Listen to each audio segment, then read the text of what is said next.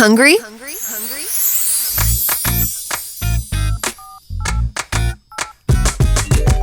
Order your favorite meals and drinks from hundreds of restaurants through the best app and have your food delivered to your doorstep.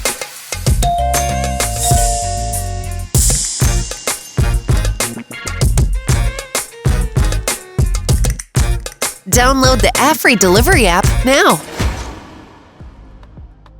But now I want to hear about the diversification into other products. So supermarkets, pharmacies, was it easier to go now?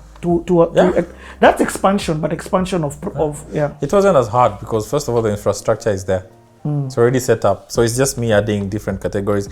But we had to change a lot of the UI, user interface, to accommodate that without looking at it like you're forcing it into a food delivery app. You see. So it transitioned people. They didn't notice that there was a change happening. The same thing when we added cement. People didn't see the shift. Cement. I get it. Cement is a big one. Cement is a huge transformation of your business. That's why we are here. Exactly. Cement moves you to millions, my friend. So then everything. So transitioning to that, it wasn't as hard. We just gave our time frame. Okay. Working late and can't make it to the supermarket? We've got you.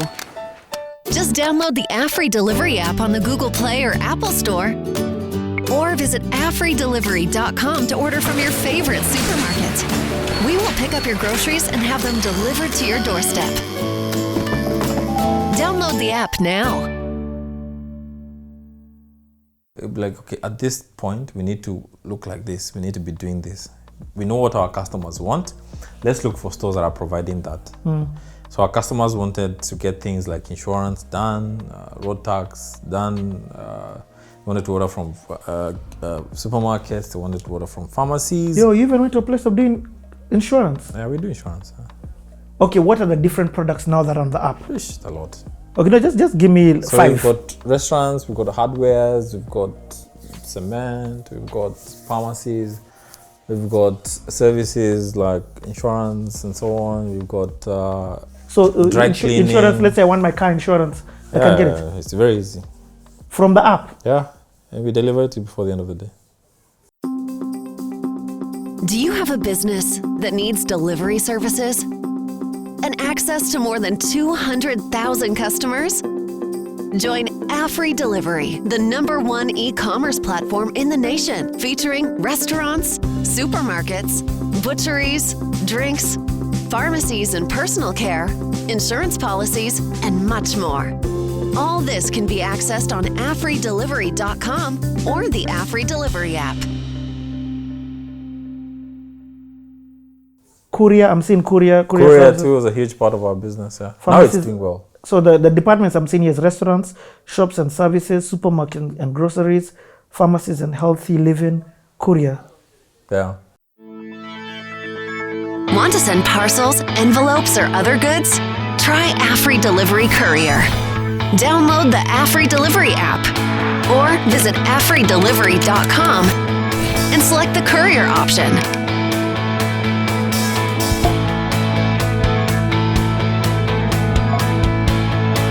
Select your pickup and drop-off location.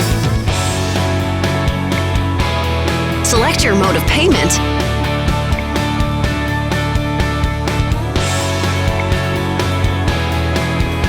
And confirm your order.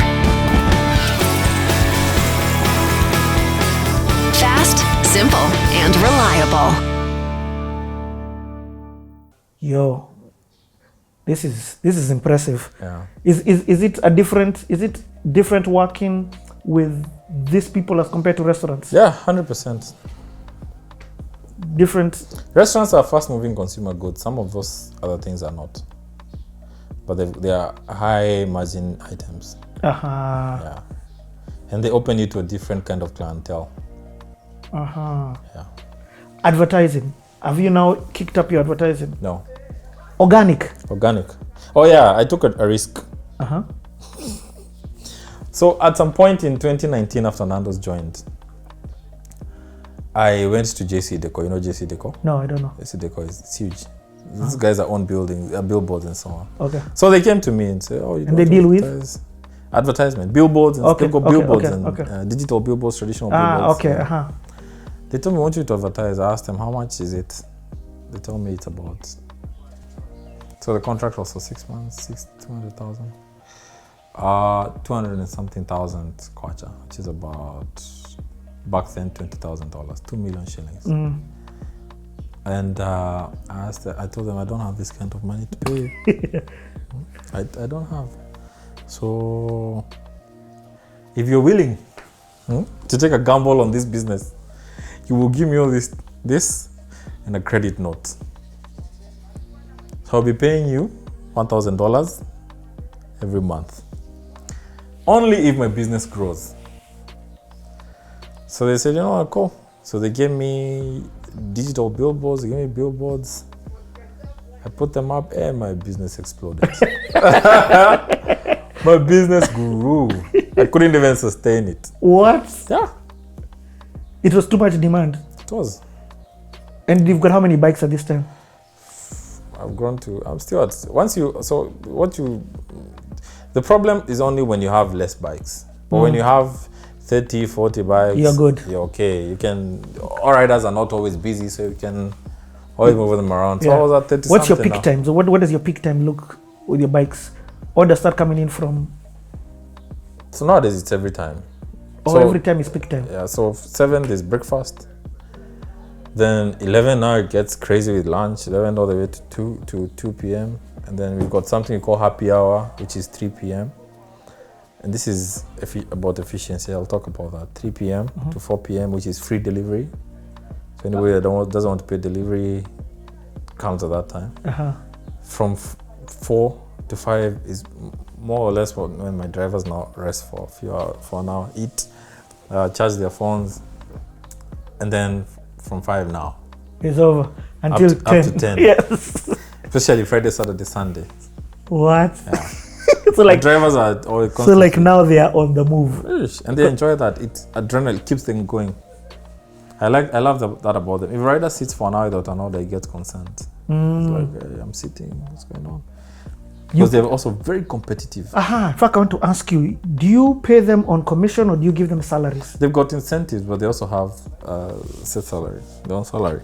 But you've got KPIs and incentives based on your performance. So they know, but why would you put the KPIs on them if they're not the ones who, because you said there's somebody who chooses who gets them. Yeah. But then the KPI is just on, are you on time with your delivery? That's one, and also the number of deliveries you do. Because don't forget that the choosing is only comes, most of my riders almost perform on the same level. So it's not like one will be very disadvantaged, no. So most of them, you see one is good at this area, the other one is also good at this area. Okay, I get. So there's more or less a lot of equal distribution among them. And I heard you earlier on, you said that your best performing rider right now is a female. Yeah. Do you have many female riders? No, there's just one. I think she's the only one in the industry. Yeah. What, man, that is crazy. She's something. Now then earlier also I heard you talk about your motorbikes and your motorbikes breaking down a lot. Yeah. So now you've got 36. Yeah. At this period of time that we're talking about, what kind of breakdown are we looking at? Did you do training for them to teach them how to ride their bikes? How do you? No, they come. We got a policy. You don't come to our office to train. You come to work. You train at all those other guys. You come to go to work. So like I've got just enough riders, but I've got the best riders. And I know that for a fact. I know that because sometimes when I want to distress, I do dispatch. Okay, so I sit and I'm like, today I'm the one assigning orders because I'm very good at that. So you're hands-on? Yeah, I'm very good at dispatch, man. I'm like spot on the best. Because you've been there from day one. Yeah, I understand the business and I understand these drivers. And those guys are exceptional. My drivers, their performance is absolutely insane. I told them that last weekend because I was looking at the number of deliveries they did and the time they took to do those deliveries and the fact that there were no complaints. I'm like, these guys are a different kind of breed. Yeah. How do you get? Is it in your selection of them? Yeah, experience matters. And attitude is also important. But you know what I did is I empowered those drivers a lot. Those drivers, first of all, don't share bikes. So you have your own bike. Most of the times, you find that you own your own bike. So either through us, either you came with it or we helped you buy it. Oh, serious? Yeah, all my drivers own bikes. They have bikes. So those are their bikes? Their bikes, yeah. Those who don't own, eventually they end up owning them. Yeah. But majority of them now are either paying for their bikes somehow or they came with their bikes. So what happens? Why would you make them pay for their bike? Why would you do that as a business? Because I'm trying to create, first of all, I'm trying to create a revenue stream for them. So you own the bike, then I rent it from you. Yeah. Doesn't mean that once you own the bike, you take it. No. I lease it from you, then I pay you the rentals. Okay. Yeah. Why would you do that? Because first of all, it's a good way of empowering them. And it's also important when you're looking at retention of employees. Hey, bro. Because if you want that rider to work there for 2 years. You don't want him to just leave without anything. So you guys have come to an agreement. I ask him, what do you want before you leave in 2 years? The guy will be like, I'd like to at least leave with my own bike. I'm like, okay, cool. So these are the terms. I'll buy the bike. I'll sell that bike to you at a discount, huge discount. Sometimes almost half price. Okay? You will work for it for 2 years.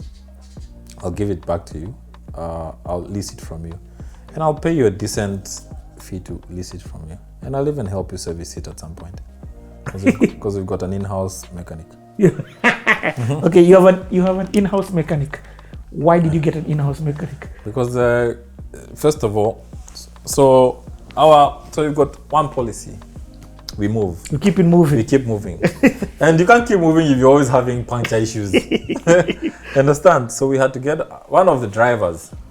He was always very good at fixing the bikes, but he wasn't a good performer. So one day I asked him, instead of me firing you, do you mind transitioning to a mechanic? The guy was like, I'd love that.